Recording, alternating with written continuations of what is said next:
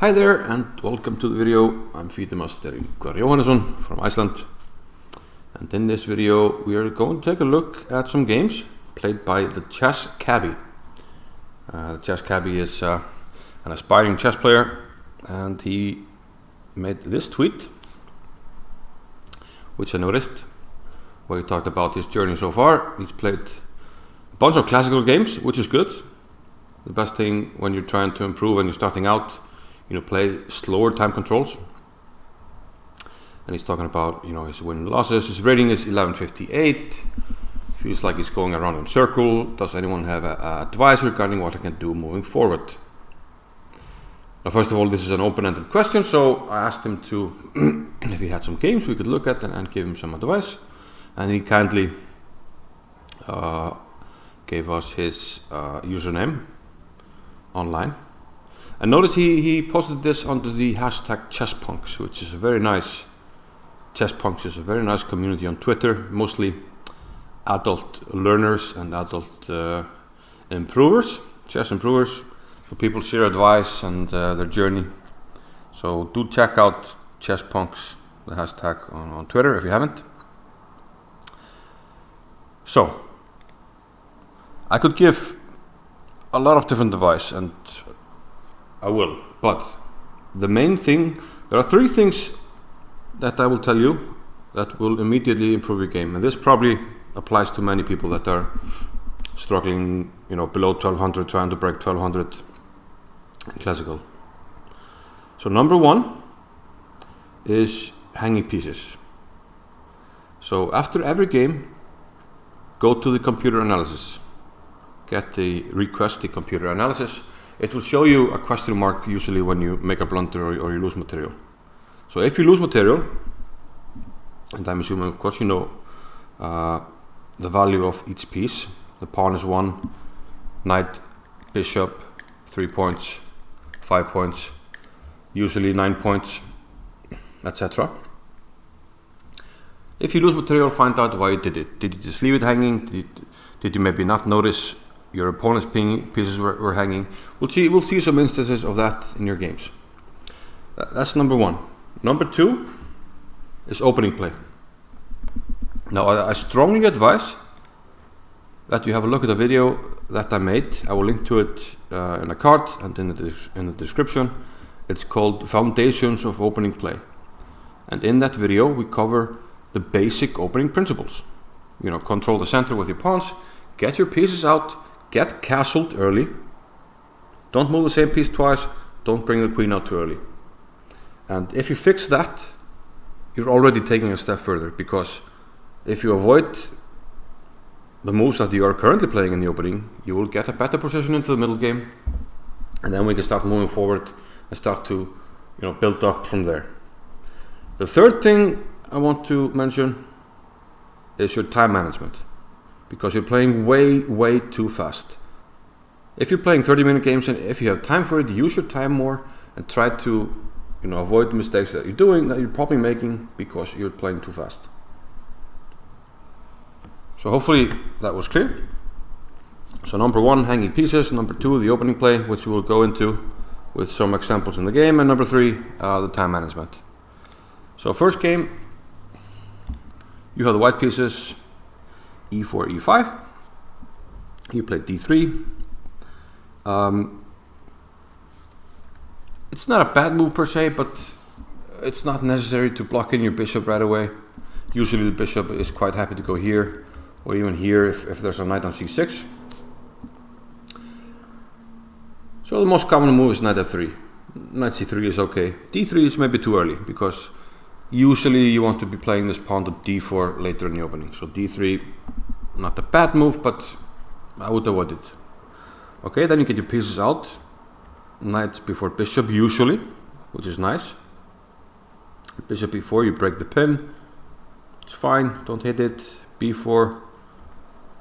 But now you make a move, and I see too much of this as well. And this breaks one of the principles of opening play, moving the same piece twice. You play knight b5. Usually, this is your side of the board from the 4th rank and below, if I can somehow make an arrow. So this and below is your part of the board.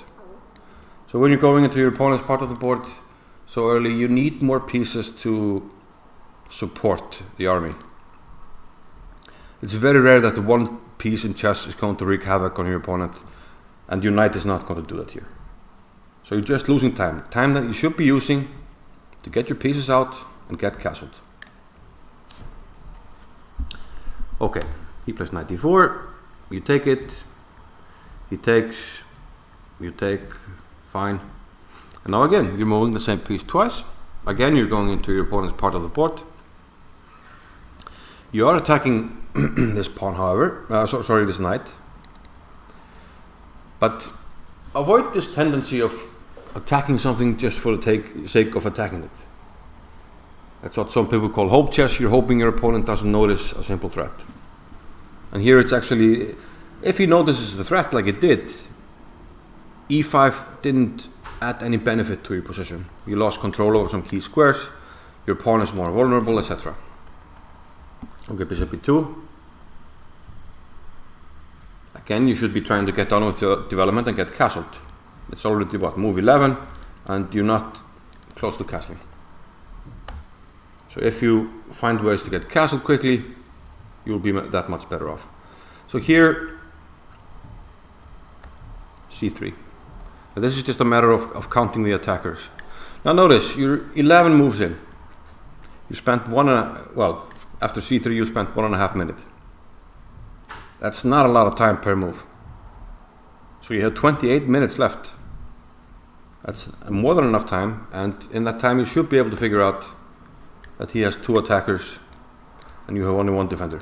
So he can simply take this pawn, as he did. And now you lose a piece.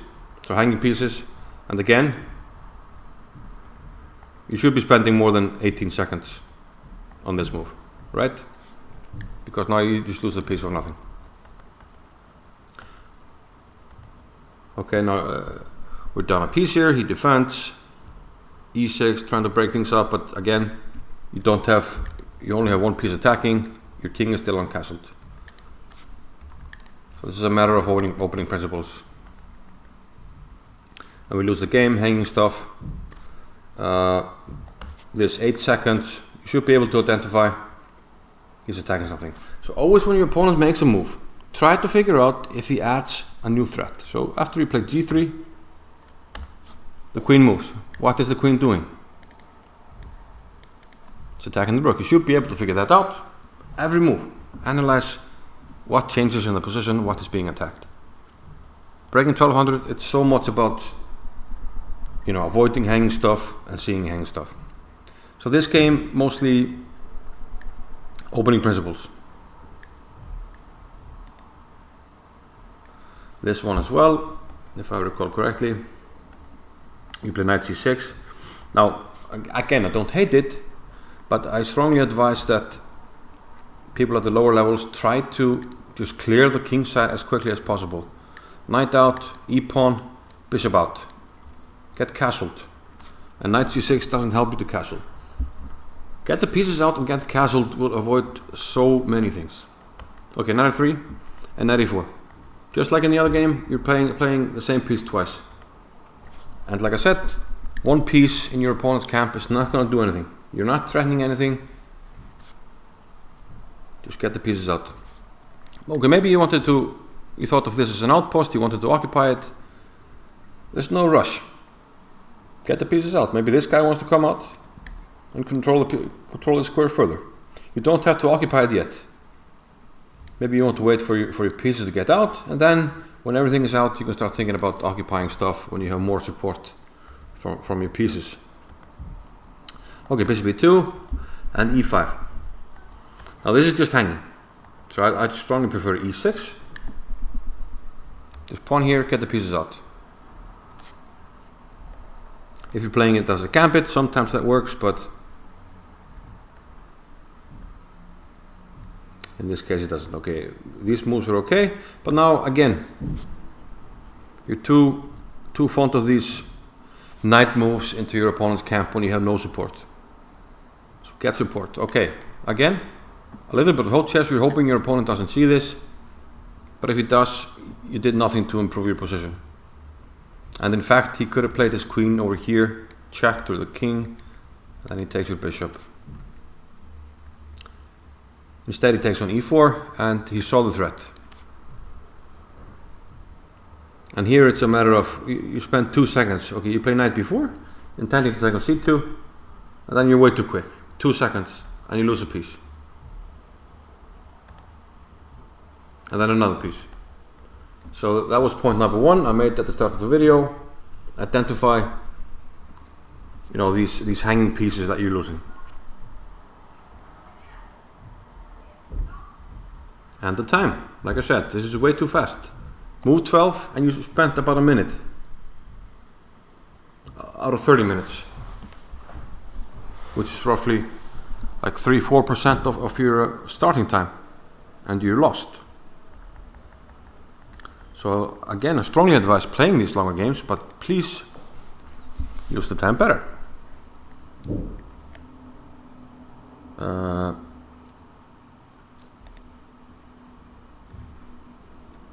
So this is the third game we'll look at.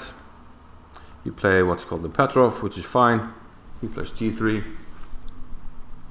And now you should be you could spend more time here, and you should be able to identify that he is protecting the pawn. So this is not hanging.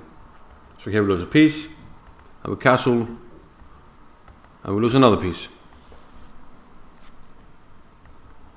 So after this, a new move by him. What does this move at?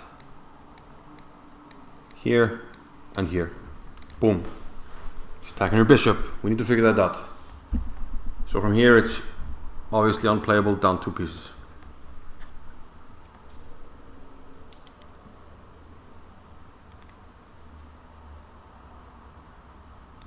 Okay, here's one. Let's not keep it all, critical. Here's one where you win. And this is much better than the d3 development. Just normal Italian game, knight out, bishop out, and get castled. d4 is actually a line where white sacrifices the pawn, so it's a gambit. c3, he takes, and you play e5. He keeps on taking, but now you're getting a lot of development. You are sacrificing these pawns, so this is kind of a gambit, but now you got castled, and now you have pieces out. Much better development. You didn't break any opening principle. You got your pieces out, you got castled, and you're not moving the same piece twice. Knight g4, h3. You had some tactics here, but we're not going to get too much into that. You could have taken here and queen here check, something like that. But h3 is fine. But now he plays knight takes f2. Again, you can take on f7 and play queen d5 check, and take this guy, and then this guy is in no man's land. But in general, when your opponent takes on f2 with a knight like this, you're more than fine to get 2 pieces for the rook, in general. So what black is doing here is not good. And after queen d5, which is an attack on the bishop, he blunders with knight b4. Could have maybe played on with queen here, protecting the bishop and protecting the mate, but he missed the mate, so he got a nice quick win.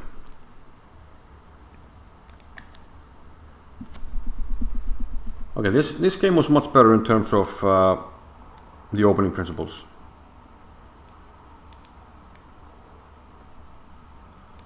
So here,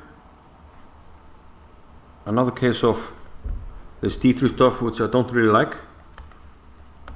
And especially I don't like this for the reason that it doesn't help your king get castled. Unless you're going to castle queenside, which is rarely advisable this early. So knight f6, knight c3. So while we are following opening principles with these moves, which I like, I don't like it because you're not getting these pieces out and getting castled, which should be your main priority. Okay, b6, queen f3. That's one of the opening principles. Don't bring the queen out too early. Bishop c5. You take it, and yet again, get rid of these moves. If you fix the opening and you stop playing these knight moves into your opponent's camp, you're already taking a step forward. You're not threatening anything, you're not attacking anything. Get on with development. So now your opponent, look at this. Comparative development. He's castled and he has all 3 minor pieces out. So who is better and why? Black is better because of his better development. And because you played the queen out too early, now your natural square for your knight is unavailable, so you play this knight to the rim. And there's this saying, knight to the rim is dim. You shouldn't be putting your knight on the rim like this. You should be putting it towards the center. So from here your game is kind of bad. He attacks your rook. And again, this before you get your bishop out. Get your bishop out, get castled. You're too fond of these knight moves that do not have support. And now your opponent actually blundered though. You could have taken free stuff here as well. You can take the knight, which is probably better. You take this, and take the rook. And now this. I've seen a few cases of this, where you play d4, but this square is firmly defended. And not again, you're move 15, you spent about 2 minutes. Not even 2 minutes. So you go from a good position, probably a winning one at most levels, to d4, where you're just badly off now. Here your knight is attacked, and now you go for a bad trade. So this takes, but you got a pawn, but you lost the knight. You trade the queens, you got a pawn, you lost the knight. That's a bad trade, but you should be able to figure out. And you just done too much material here, and he has a protected pawn, and black won this game. So these knight moves, there was also a case of, I need to find an example game. Okay, here's another one. He takes on e5. You play correctly, this is the Russian game. It's actually theory. Here, just bishop e7 and castle. Because now, after queen e7, bishop e2, your queen is in the way. You can't get the bishop out.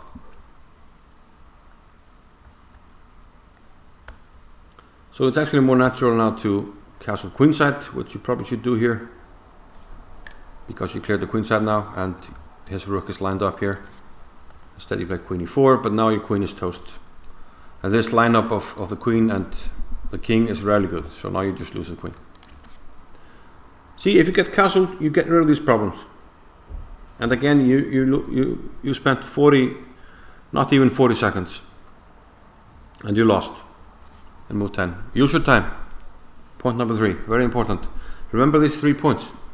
Hanging material, fix your openings, time management.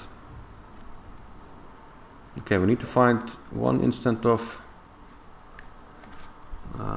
yep, here it is, one of those. You're also too fond of these moves. In this case it's okay, but I found several cases where you're playing this move, where there's other stuff hanging, and it doesn't really do much. Castle, available move. The thing is, you're not really gaining any tempo, because he can interpose, which he'd like to do. And notice this, if he plays this, and he actually played this, and you castled. So what did his last move add? Ask yourself, what did your opponent's last move do? It added an attacker here. And note that you're playing way too fast. 3 seconds here, and you blunder a piece. So it takes the enjoyment out of the game if you're playing too fast and you're just losing because of it. Use your time and figure out what's going on. So bishop e7, he's attacking this. So let's say you notice it and you take this. He takes with the knight, gets a piece out. So now he has what? 1, 2, 3 pieces out. And you have 2. How does that add up? White started the game, you made the same number of pawn moves. 1, 2 each. But black has 3 pieces out and you have 2. That doesn't add up. And that's because you lost time with bishop g5. After bishop g5 you get a piece out, he gets a piece out.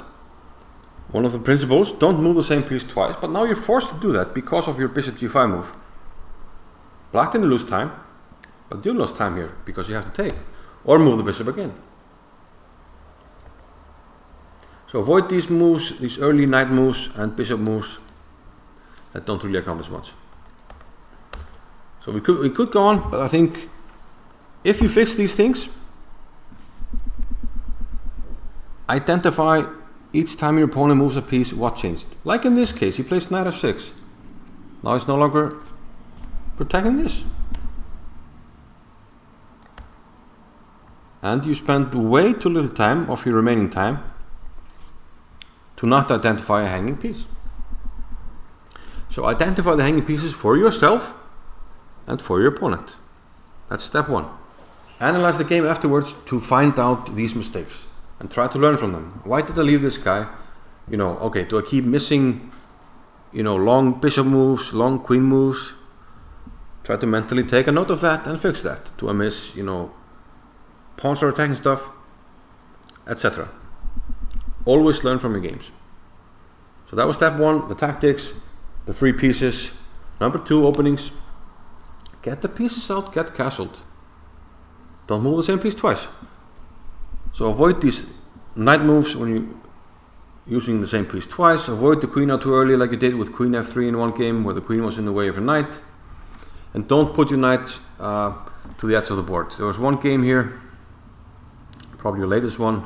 It's going to be the last one we look at. Emphasizing point number two about opening play. And point three, of course, your time control, time management. You need to use your time much better. So this f3, there's kind of a joke, but every joke, you know, has some meaning. Never play f3. That's almost the truth, because you're weakening this diagonal. Now you're open to checks here. Once you get castled on this square, you have weakened this diagonal. So f3 is rarely a good move. You also take away the natural square for your knight to develop. It has very little benefit. And because you took away the natural square, now you're playing the knight to the rim. Almost never play your knight to the rim. Avoid that until, well, much later in your development. Sometimes you put the knight on the rim, but it's rarely good, almost never. And here you can just take your knight, chop it off. Now you have these double pawns. You can never find good shelter for your king on the king side. Black can even flick on the check here, and you're in just bad shape here. So I hope this helped fix these things. Hanging pieces, opening play. Do check out the video, foundations of opening play. Fix the time management. You will take the next step, and then we can look further and you know, try to keep on improving. So best of luck. Hope this was beneficial. Bye bye.